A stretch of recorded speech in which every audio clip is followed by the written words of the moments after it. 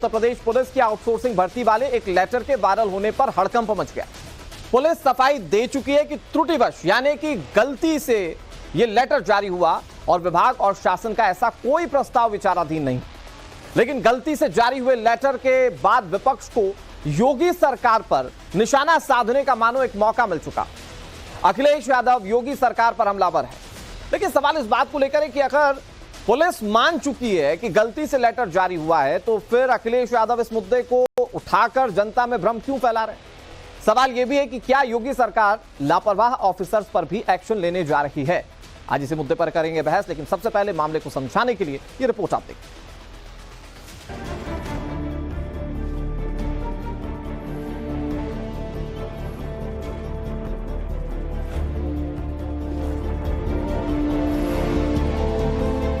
ये बीजेपी वाले आ गए तो अभी तो 4 साल की फौज की नौकरी की है, इन खाकी वालों की 3 साल नौकरी होगी।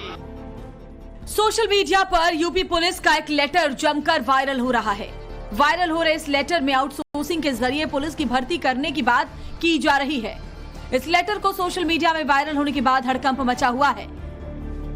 विपक्ष सरकार को घेर रहा है और पुलिस की गलती से भले यह लेटर जारी हुआ हो, लेकिन इस लेटर के सोशल मीडिया पर फैलने के बाद अखिलेश यादव को पुलिस ने योगी सरकार पर हमला करने का बड़ा मौका दे दिया है। चुनाव प्रचार के दौरान अखिलेश इस बात को कहते थे कि बीजेपी की सरकार फौज में अग्निवीर योजना की तरह पुलिस की भी 3 साल की नौकरी कर देगी। पहले अखिलेश का वो पुराना बयान सुनिए। जानता हूं कि ये हमारे उत्तर प्रदेश की पुलिस जो खाकी वर्दी पहनती है, ये भी कभी कभी हम लोगों को डराती है। ये हमारे कार्यकर्ताओं को डराने लगती है। ये इसलिए डरा रहे हैं क्योंकि अभी इनकी पक्की नौकरी है। ये बीजेपी वाले आ गए तो अभी तो 4 साल की फौज की नौकरी की है, इन खाकी वालों की 3 साल नौकरी होगी। 3 साल से ज्यादा नौकरी नहीं कर पाओगे। बताओ ये किसके साथ खड़े होंगे जब इन्हें पता लगेगा कि इनकी तो नौकरी केवल 3 साल की है। फौज की नौकरी कितने साल की, और अगर इनकी नौकरी इन्होंने बीजेपी वालों ने कर दी 3 साल की, तो ये क्या करेंगे जाके घर पर। यह अखिलेश का पुराना बयान है, लेकिन पुलिस के इस लेटर ने उनकी बात पर जैसे मुहर लगा दी हो। लेकिन पुलिस ने लेटर जारी होने पर सफाई दी है। यूपी पुलिस की ओर से जारी सफाई में कहा गया है, सोशल मीडिया में जो पत्र वायरल हो रहा है वो त्रुटिवश जारी हो गया है। पुलिस विभाग में 4th श्रेणी कर्मचारियों की आउटसोर्सिंग की व्यवस्था पहले से चल रही है और इसी के संबंध में पत्र जारी किया जाना था, जो कि त्रुटिवश मिनिस्ट्रियल स्टाफ के लिए जारी हो गया। ऐसा कोई प्रस्ताव पुलिस विभाग और शासन स्तर पर विचाराधीन नहीं है। भले पुलिस ने अपनी गलती मान ली, पुलिस की गलती से लेटर जारी हुआ, लेकिन अखिलेश अब फिर से बीजेपी सरकार पर हमलावर हैं। अखिलेश ने सोशल मीडिया पर लिखा, उत्तर प्रदेश में बीजेपी सरकार ने पुलिस व्यवस्था के प्रति लापरवाही भरा नजरिया अपना रखा है, जिसकी वजह से अपराधियों के हौसले बुलंद हैं। एक के बाद एक कार्यवाहक डीजीपी के बाद अब कुछ पुलिस सेवाओं की आउटसोर्सिंग पर विचार किया जा रहा है। ठेके पर पुलिस होगी तो ना ही उसकी कोई जवाबदेही होगी, ना ही गोपनीय और संवेदनशील सूचनाओं को बाहर जाने से रोका जा सकेगा। बीजेपी सरकार जवाब दे कि जब पुलिस का अपना भर्ती बोर्ड है तो बाकायदा सीधी स्थायी नियुक्ति से सरकार भाग क्यों रही है। पुलिस सेवा में भर्ती के इच्छुक युवाओं की आशंका है कि इसके पीछे आउटसोर्सिंग का माध्यम बनने वाली कंपनियों से काम के बदले पैसा लेने की योजना हो सकती है। ये बात भी सही है कि विपक्ष का काम सवाल उठाना है, लेकिन सवाल है कि अगर पुलिस ने अपनी गलती मान ली, पुलिस कह रही है कि त्रुटिवश पत्र जारी हुआ और विभाग की ऐसी कोई योजना नहीं, तो फिर अखिलेश आखिर क्यों इसे मुद्दा बना रहे हैं। सवाल ये भी है कि चुनाव में जैसे आरक्षण और संविधान बदलने का नैरेटिव सेट किया गया, क्या उसी तरह अखिलेश यादव झूठा नैरेटिव सेट कर जनता के बीच भ्रम फैलाने की कोशिश कर रहे हैं। ब्यूरो रिपोर्ट, टाइम्स नाउ, नव भारत।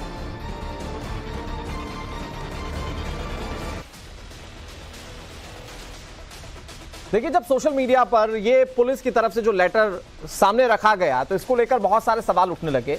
लेकिन इस पर स्पष्टीकरण आया और पुलिस ने बिल्कुल साफ कर दिया, डीजीपी ने बिल्कुल साफ कर दिया कि ये त्रुटिवश जो है वो जारी किया गया है, ऐसी कोई मंशा सरकार की नहीं है। लेकिन ये मौका विपक्ष के पास था, विपक्ष ने इस मौके को लपका और उसके बाद सरकार को घेरना शुरू कर दिया। लेकिन सवाल ये है कि गलती किस स्तर पर हुई है और गलती के पीछे कौन है, और सवाल इस बात को लेकर भी कि क्या सिर्फ ये एक भ्रम वाला नैरेटिव विपक्ष फैलाने की कोशिश कर रहा है, जब इस तरह की मंशा जब सरकार की है ही नहीं।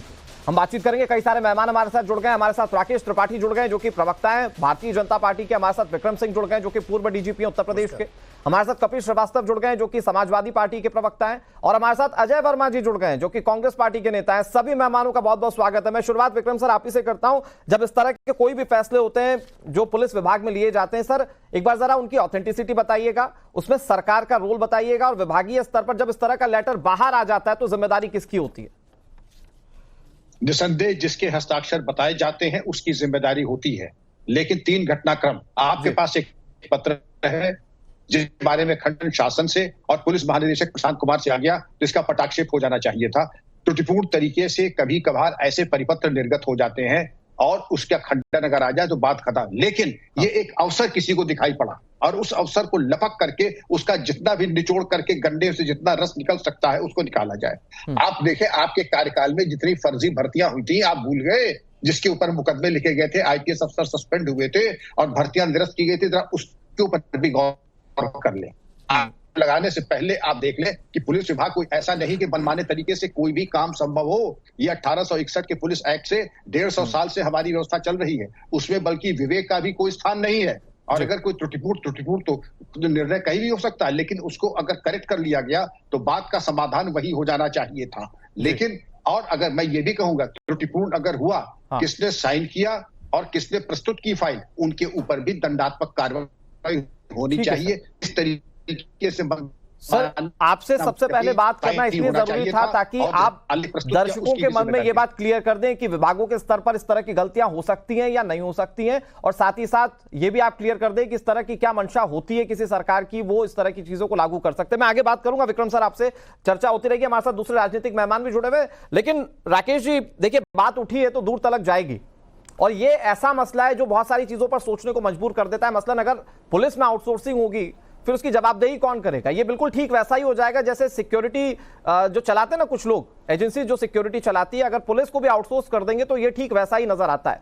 आप लेकिन मुझे बताइए कि सर ये जो लेटर जारी हुआ, इसमें आप लोगों का मतलब पुलिस विभाग का स्पष्टीकरण आ चुका है, लेकिन इसमें लाइन लिखी है कि वर्तमान में विभाग की तात्कालिक आवश्यकताओं की पूर्ति हेतु सहायक उप निरीक्षक लेखा और उप निरीक्षक गोपनीय के पदों पर आउटसोर्सिंग के माध्यम से सेवाओं के लिए जाने पर विचार करना प्रस्तावित है। तो ये जो पूरा लेटर है जिसकी बॉडी हम देखकर कह सकते हैं कि बिल्कुल सोच समझकर लिखी गई है, इसके पीछे कोई ना कोई मंशा तो रही होगी। कोई क्यों लिखेगा? अगर पुलिस विभाग में खाली भी बैठा हुआ है तो उस तरह का पत्र क्यों लिखेगा? देखिए अनुराग जी, जब उत्तर प्रदेश की पुलिस की ओर से इस संदर्भ में स्पष्टीकरण दिया जा चुका है तो मुझे लगता है अब इस तरह के सवाल बेईमानी हो जाते हैं। यह स्पष्ट है कि उत्तर प्रदेश में किसी प्रकार की कोई आउटसोर्सिंग की भर्ती उत्तर प्रदेश पुलिस की नहीं हो रही है। इस प्रकार के वक्तव्य जारी किए जाना पूरी तरह से भ्रम फैलाना है। पहली बात, आपकी इस रिपोर्ट में आपने एक बहुत महत्वपूर्ण बात दिखाई, चुनाव के दौरान, यानी इस पत्र की कहीं चर्चा भी नहीं है, तब चुनाव के दौरान अखिलेश यादव जनता को संबोधित करते हुए यह संबोधन में भ्रम फैलाने का काम कर रहे थे कि उत्तर प्रदेश की पुलिस को आउटसोर्स पर कर दिया जाएगा। ये इस प्रकार के भ्रम को फैलाया जाना यह स्पष्ट करता है कि इनकी जो जीत आई है ना वो किन अफवाहों से आई है। आपने अपनी रिपोर्ट में अखिलेश यादव के उस बयान को दिखा करके मुझे लगता है देश की जनता के सामने एक बार फिर स्पष्ट कर दिया है कि कैसे अपनी चुनावी रैलियों के माध्यम से कैसे समाजवादी पार्टी के नेता और उनके कार्यकर्ता ग्राउंड लेवल पर लोगों के मन में भ्रम फैलाने का काम कर रहे थे। मैं भारतीय जनता पार्टी के प्रवक्ता के नाते पूरी जिम्मेदारी के साथ कह रहा हूं कि उत्तर प्रदेश में पुलिस में दरोगा या सिपाही के किसी पदों पर किसी प्रकार की आउटसोर्सिंग की कोई भर्ती नहीं होगी। क्योंकि आप हमेशा कड़े सवालों को बहुत आसानी से झेल जाते हैं राकेश जी। जारी हो गया था जिसको स्वीकार करके राकेश जी ठीक है, आप कड़े सवालों को बहुत आसानी से झेल जाते हैं, इसलिए, और चूंकि आप एक बहुत मुखर प्रवक्ता है, बहुत समझदार प्रवक्ता है, इसलिए मैं आपसे थोड़ा सा हार्ड लाइन ले रहा हूं। मुझे यह बताइए कि ये भ्रम वाली बात अखिलेश यादव पर तब फीड बैठती ना सर जब वो कह देते और ऐसा कुछ नहीं होता। ये भ्रम रह कहां गया जब ये लेटर सामने आ गया जिसमें लिखा हुआ है कि आउटसोर्सिंग होगी? आप सरकार का स्टैंड क्लियर कर दीजिए कि सरकार की ऐसी कोई मंशा नहीं है, लेकिन पुलिस विभाग में कौन बैठा हुआ है जो इस तरह के लेटर वायरल कर रहा है? बिल्कुल नहीं है। बिल्कुल 2-2 बता रहा हूं। सरकार के स्तर पर इस तरह का कोई विचार विमर्श ना कहीं प्रस्तावित था, ना कहीं किसी तरह का प्रस्तावित होगा। उत्तर प्रदेश की पुलिस को लेकर के आउटसोर्स की बात करना यह पूरी तरह से बेईमानी है, यह संभव ही नहीं है। नहीं सर, लेकिन इसमें जो शब्दावलियां हैं वो पुलिस के प्रारूप पर फिट बैठती हैं। पुलिस जो अपने एप्लीकेशंस देती है या अपनी ओर से जो आदेश देती है वो इसी तरह के एप्लीकेशंस के रूप में या इसी तरह की शब्दावलियों में देती हैं। तो इसमें जाहिर बात है कि कोई ना कोई है जरूर इसके पीछे। तो गलती मानते हुए क्या कार्रवाई भी होगी क्या सरकार की ओर से? नहीं, मैं स्पष्ट कर दे रहा हूं। हाँ, नहीं, मैं स्पष्ट कर दे रहा हूं। देखिए, चतुर्थ श्रेणी में चपरासी वगैरह की नियुक्तियां आउटसोर्स के माध्यम से होती है, और मुझे लगता है कि इसी प्रकार की किसी नियुक्ति के लिए आउटसोर्स का कोई पत्र जारी हो रहा होगा जिसमें लिपिकीय त्रुटि से या लिपिकीय मिनिस्ट्रियल संवर्ग के संदर्भ में बात लिख दी गई, जिसको जैसे ही संज्ञान आया वैसे ही उत्तर प्रदेश की पुलिस से स्पष्ट करते हुए इस पत्र को निरस्त कर दिया। इस लेटर की गंभीरता बताता हूं। इस तरह की अफवाहें फैलाना, राकेश जी देखिए, मैं इस लेटर की गंभीरता बताता हूं। देखिए सर, क्यों गंभीर है। एक तरफ तो ये कि कई लोगों के भविष्य से जुड़ा हुआ है, कई लोग सालों साल पुलिस की नौकरी की तैयारियां करते हैं, और विपक्ष जब इस तरह की आशंकाएं जाहिर की गई हो, विपक्ष की ओर से जाहिर की गई हो, तो फिर सवाल और ज्यादा कड़े हो जाते हैं और ज्यादा बड़े हो जाते हैं। दूसरी बात यह है कि पुलिस विभाग जो एक FIR जिस पर लोगों की जिंदगियां टिकी होती हैं, वो पुलिस विभाग इस तरह की गलती करेगा क्या सर? एक FIR में एक धारा गलत, मतलब आप सोचिए कि जिंदगी डिस्ट्रॉय हो जाएगी। यहां पर साफ लिखा हुआ निरीक्षक, उप निरीक्षक गोपनीय। नहीं, बिल्कुल नहीं डिस्ट्रॉय। हाँ, बिल्कुल तो मैं कह रहा हूं कि कार्रवाई करेंगे, इस बात को स्वीकार करिए। अनुराग जी, ये भी स्पष्ट तौर पर बता दूं, FIR केवल प्रथम सूचना रिपोर्ट होती है। प्रथम सूचना रिपोर्ट के बाद विवेचना के दौरान धाराएं बढ़ाई भी जाती हैं, धाराएं घटाई भी जाती हैं। इसलिए ऐसा नहीं कि कोई डॉक्यूमेंट ऐसा अजर अमर हो जाता है कि वो उसमें कोई परिवर्तन नहीं हो सकता है। ऐसा लग रहा है कि आप पुलिस की गलती को यहां पर डिफेंड कर रहे हैं। हो सकता है। नहीं, हम बिल्कुल डिफेंड नहीं कर रहे हैं। हम शासन के, अपनी सरकार की मंशा स्पष्ट कर रहे हैं। भारतीय जनता पार्टी की सरकार कार्रवाई की भी मंशा है क्या सर? है कि पुलिस विभाग के भीतर किसी प्रकार का कोई आउटसोर्स नहीं हो सकता। सर, कार्रवाई की भी मंशा है क्या फिर सरकार की, जिसकी भी गलती हो, XYZ कोई भी? नहीं, अगर निश्चित तौर पर त्रुटि कैसे हुई है, क्या ये भूलवश है या जानबूझ करके शरारतपूर्ण तरीके से की गई है, निश्चित तौर पर इसकी जांच होगी और जो दोषी होंगे उनके खिलाफ कार्रवाई भी होगी। ओके सर, मैं कपिश जी आपके पास आता हूं। तो ये गलती मान ली भाई, किस विभाग में गलतियां नहीं होती है? सरकारी अधिकारी कर्मचारी हैं तो इंसान ही ना सर, गलतियां हो सकती हैं। तो गलती को गलती क्यों नहीं रहने दिया जाता? इस पर सियासत क्यों होती है? क्यों लोगों के मन में डर और भ्रम फैलाकर उसका फायदा लेने की कोशिश की जाती है? कि कोई गलती या त्रुटि व्यक्ति से हो सकती है जी, डिपार्टमेंट से कैसे हो जाएगी? डिपार्टमेंट में क्या कोई एक लेयर होता है नीति निर्धारण करने के लिए? ये किस तरीके की बेजा बातें कर रहे हैं? विधि के छात्र होने के बाद भी राकेश त्रिपाठी जी वहां अन्य लोग, ये सोची समझी और समझ से लिखा गया लेटर। ये चतुर्थ कर्मचारियों के लिए इंगित किया हुआ मैटर नहीं है। हाँ, ये जरूर है कि वैद्य जी को जब नब्ज पकड़ाई गई तो नब्ज ही फट गए, और उसके बाद जब ये लेटर वायरल और इंटरैक्टिव हुआ तो इनको बैकफुट पर आने पड़ा। ये स्पष्ट रूप से बिना सरकार की मंशा के अनुरूप ये थोड़ी ना पत्र जारी हुआ था। अब लानत खयानत जब जा रही है तो सब एक दूसरे पे ठीकरा फोड़ रहे हैं। और ये त्रुटि क्या होती है? किसी डिपार्टमेंट से पत्र जारी करते समय गलती हो जाती है कि जो अपने परिक्षेत्र के सारे IG और DIG को ये लिख के दे रहा हो कि अगर इस पर कार्य किया जाए तो क्या बुरा है?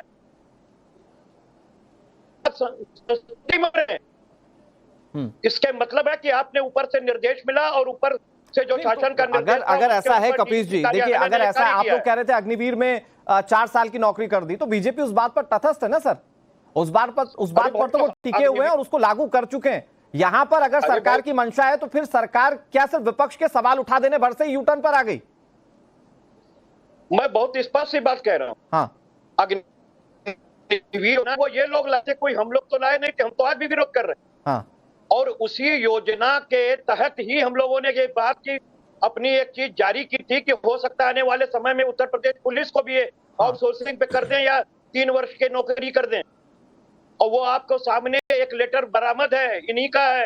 ये कह नहीं पा रहे हैं कि हमारे यहाँ से जारी नहीं है, और अगर आपके यहाँ से जारी नहीं है तो जिसने जारी किया उसको गिरफ्तार कीजिए, और अगर आपने जारी किया है और मानते, सीधी बात, जिसके भी हस्ताक्षर है सब पर विधिक कार्रवाई सुनिश्चित की जानी चाहिए। नहीं तो मैं सिर्फ एक छोटी सी चीज पूछ रहा हूं कि फिर मतलब आज विपक्ष इतना मजबूत हो गया कि सवाल भर पूछ दे रहा है और सरकार को इस तरह के फैसले जो विचाराधीन है उसको वापस लेना पड़ रहा है। मैं ये जानना चाह रहा हूं।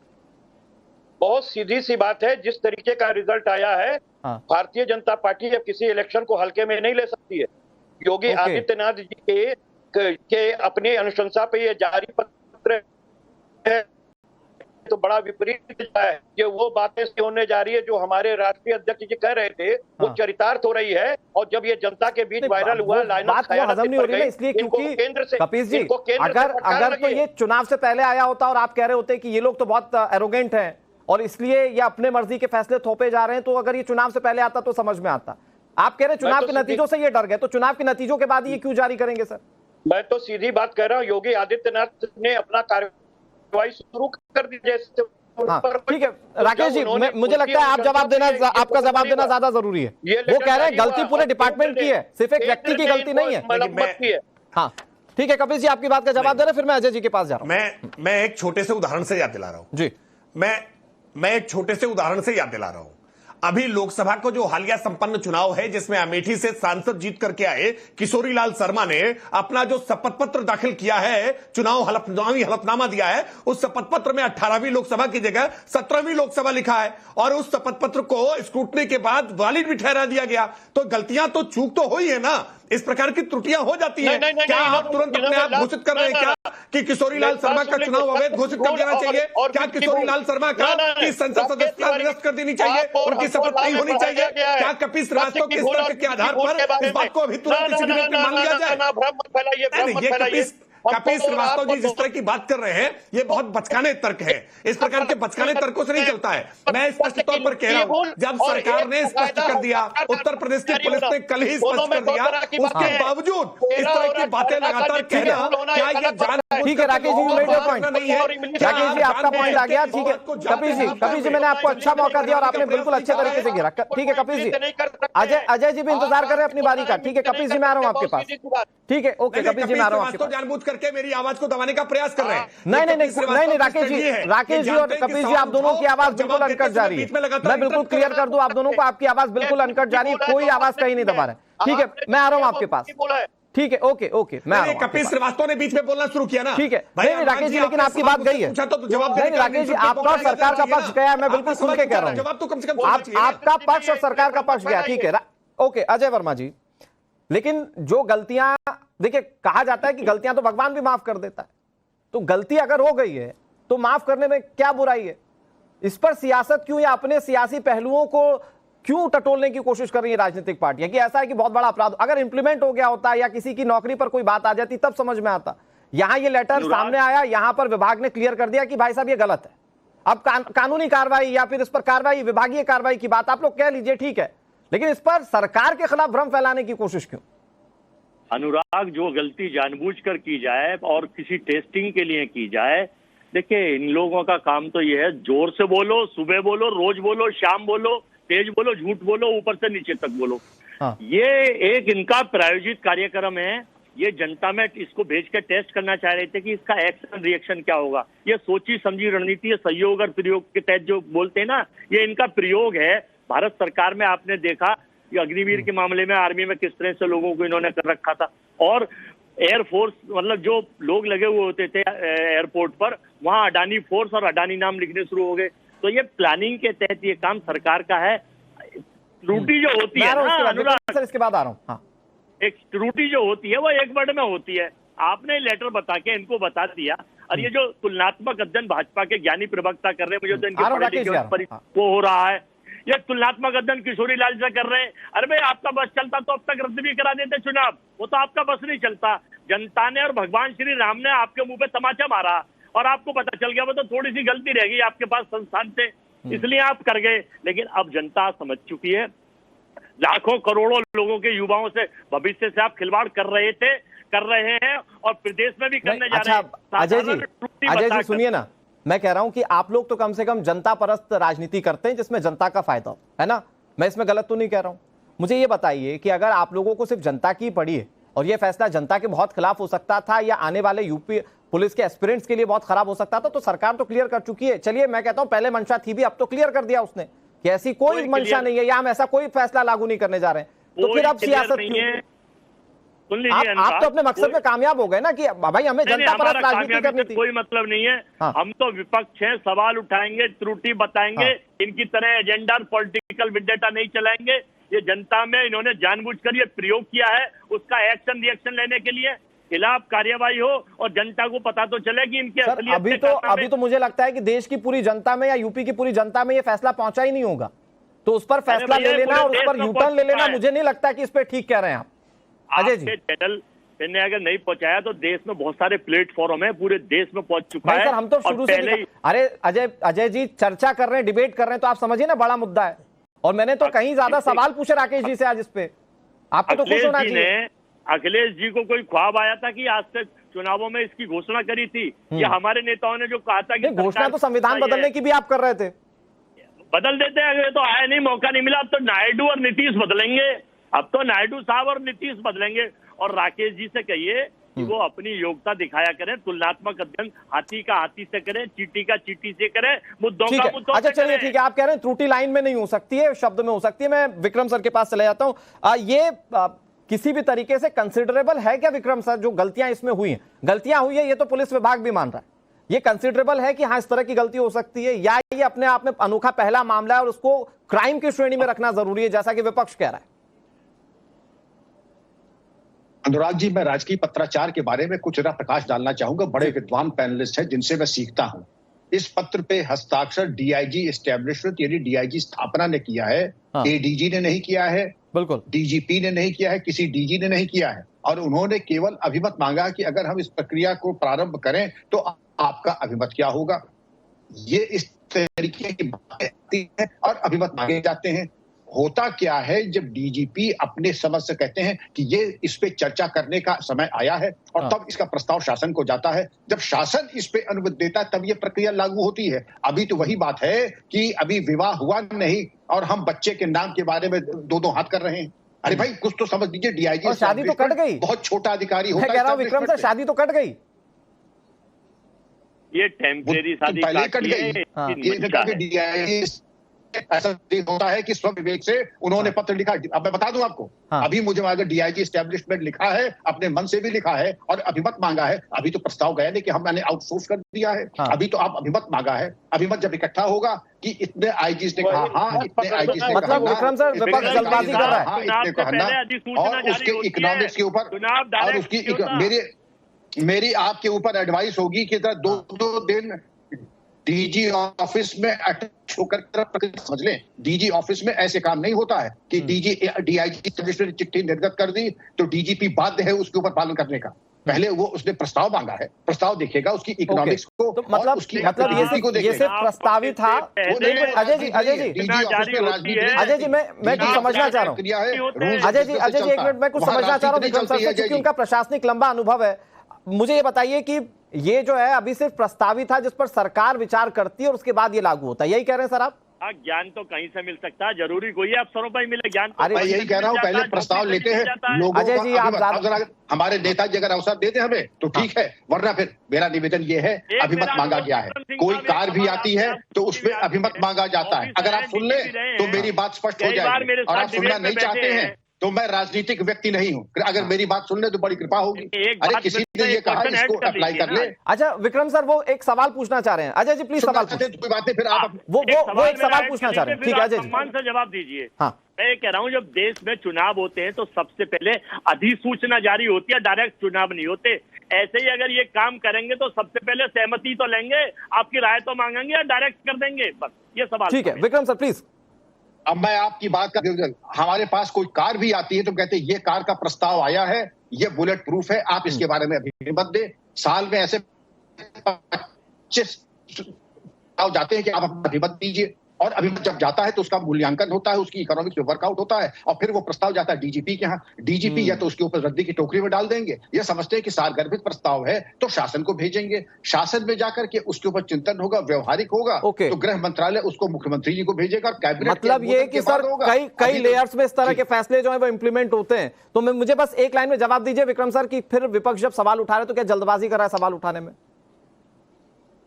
मैं समझता हूं कि बड़ी जल्दबाजी, क्योंकि मेरा सभी विद्वान और प्रवक्ताओं से निवेदन है कि एक दिन डीजीपी ऑफिस भ्रमण करें। मैं पुलिस महानिदेशक से निवेदन करूंगा कि पूरी कार्य पद्धति जो पुलिस महानिदेशक है उससे अवगत करा दें। ठीक है, जिससे कि ठीक है विक्रम सर, मैं आ रहा हूं आपके पास। राकेश जी, प्रक्रिया क्या है? ये जल्दबाजी फिर विपक्ष की क्यों? वो जो क्या वो चुनाव में जो नैरेटिव चल रहा था कि भैया संविधान खत्म कर देंगे, मुस्लिमों को देश से बाहर कर देंगे, ये मस्जिद तोड़ देंगे, मतलब इस तरह के कई नैरेटिव चुनाव में चल रहे थे। क्या उस फेक नैरेटिव को आगे बढ़ाने के लिए विपक्ष जल्दबाजी कर रहा है? मैं आ रहा हूं अजय जी और कपिल जी, प्लीज इस सवाल का जवाब लेने दीजिए। राकेश जी प्लीज। आप राजनीतिक व्यक्ति बता दिया उन्होंने कि वो राजनीतिक व्यक्ति नहीं है, तो आप अच्छा आप दोनों ही बोलेंगे? सुनिए सर, आप दोनों ही गठबंधन में दोनों बोलेंगे, किसी की आवाज नहीं जाएगी। अजय जी मैं आ रहा हूं आपके पास, आपको तो अच्छा मौका दिया बोलने का। अजय जी ठीक है, ओके अजय जी आपकी बात चली गई, ठीक है। कपिल जी मैं इसके बाद आ रहा हूं आपके पास, राकेश जी जवाब दे दे। राकेश जी प्लीज, ये जल्दबाजी क्यों कर रहा है विपक्ष? राकेश जी देखिए, मेरा अनुरोध है, मुझे लगता है कि कुछ महत्वपूर्ण बातें हैं जो जनता के बीच में जानी चाहिए। उत्तर प्रदेश की योगी आदित्यनाथ सरकार बनने के बाद 1,55,836 पुलिसकर्मियों की भर्ती, जो रिकॉर्ड है अब तक किसी सरकार ने नहीं की है, वो भारतीय जनता पार्टी की योगी आदित्यनाथ सरकार ने की है। और 88,000 से ज्यादा इस समय पुलिस की सीधी भर्ती की प्रक्रिया लंबित है, जो समय प्रक्रिया का अधीन है, प्रक्रिया चल रही है। उसके बावजूद भारतीय जनता पार्टी की योगी आदित्यनाथ सरकार पर इस प्रकार के आरोप लगाना दुर्भावनापूर्ण तरीके से है, साजिशन है, आपराधिक कृत्य के तहत आते हैं। और मैं स्पष्ट कर रहा हूं, जब उत्तर प्रदेश की पुलिस ने कल ही इसको स्पष्ट कर दिया है, उसके बावजूद आज जानबूझ करके इस तरह के संदेश प्रसारित करना अफवाह फैलाने के जैसे माना जाना चाहिए। और मैं उत्तर प्रदेश की पुलिस से अपेक्षा करूंगा कि इस प्रकार के अफवाहबाजों पर नियंत्रण लगाने के लिए कानूनी कार्रवाई का प्रयोग किया जाए। ये जिस तरह से अफवाह फैला करके युवाओं को उद्वेलित करने का प्रयास कर रहे हैं, ऐसे अफवाहबाजों के खिलाफ मुकदमा दर्ज करके उनके खिलाफ कार्रवाई की जाए। अहंकार और घमंड हो गया है, और अहंकार घमंड भगवान श्री राम। अजय वर्मा अगर इस समय के बाद से, जब उत्तर प्रदेश की सरकार ने और उत्तर प्रदेश की पुलिस ने बिल्कुल स्पष्ट कर दिया है कि इस तरह का कोई प्रस्ताव नहीं है, इस तरह का कोई प्रस्ताव हम स्वीकार नहीं कर रहे हैं, उसके बावजूद इस तरह की बात चाहिए। और अजय जैसे लोग या कपिल श्रीवास्तव जैसे लोग या अखिलेश यादव जी जैसे लोग अगर इस तरह की बात को लगातार बार बार दोहराते हैं, तो इनके खिलाफ कठोर कानूनी कार्रवाई की जाएगी। ओके अजय जी मैं आ रहा हूं आपके पास। राकेश जी मेरा एक छोटा सा सवाल है, सुनिए ना, एक मिनट। कपिल जी वेट कर रहे हैं, अजय जी कपिल जी वेट कर रहे हैं, सुनिए ना मेरी बात प्लीज। मैं ये कह रहा हूं कि इस चर्चा को बहस में नहीं तब्दील करते।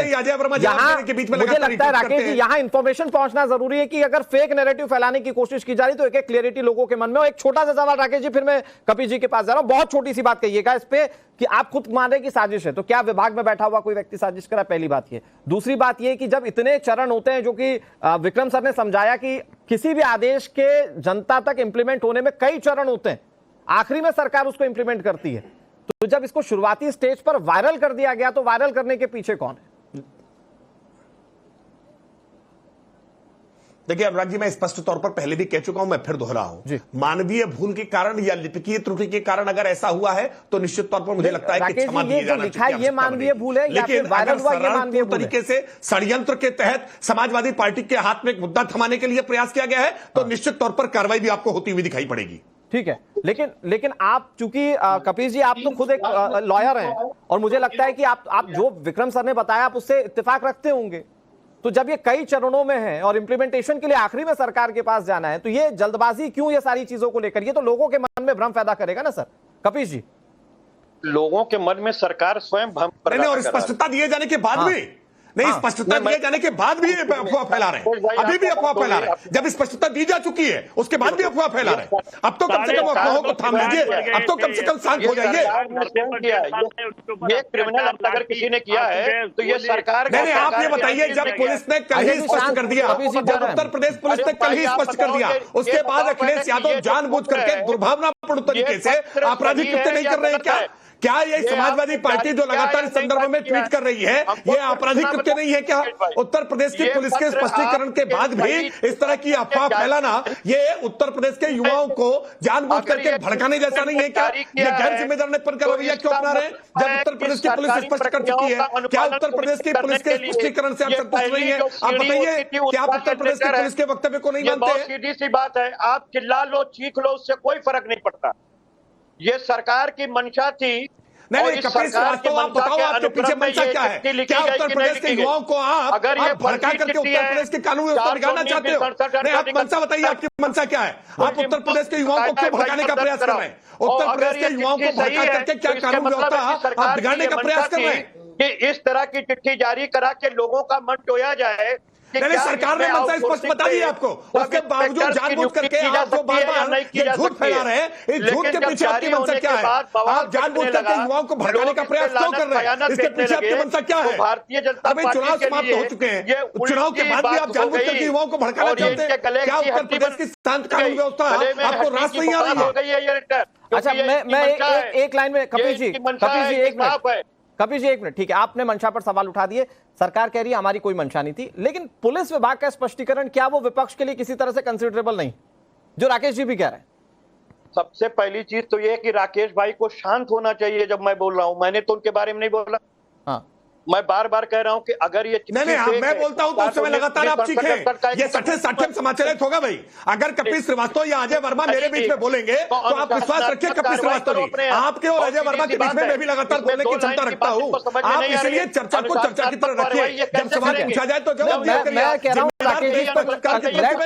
आप जिम्मेदार पक्षकार बनना नहीं चाहते। मैं कह रहा हूं कि कंफ्यूजन खत्म करते हैं राकेश जी, वैसा ही आचरण बहस नहीं करते। आप बताइए ना क्यों लगातार चीख रहे थे? ठीक है, लगातार फैलाएंगे, जवाब नहीं देने देंगे, ठीक है कपिल जी, प्रयास करेंगे, अफवाहें फैलाने का प्रयास करेंगे, युवाओं को भड़काने का प्रयास करेंगे, कपिल जी प्लीज भड़काने की साजिश रखेंगे, कपिल जी बिगाड़ने का प्रयास करेंगे।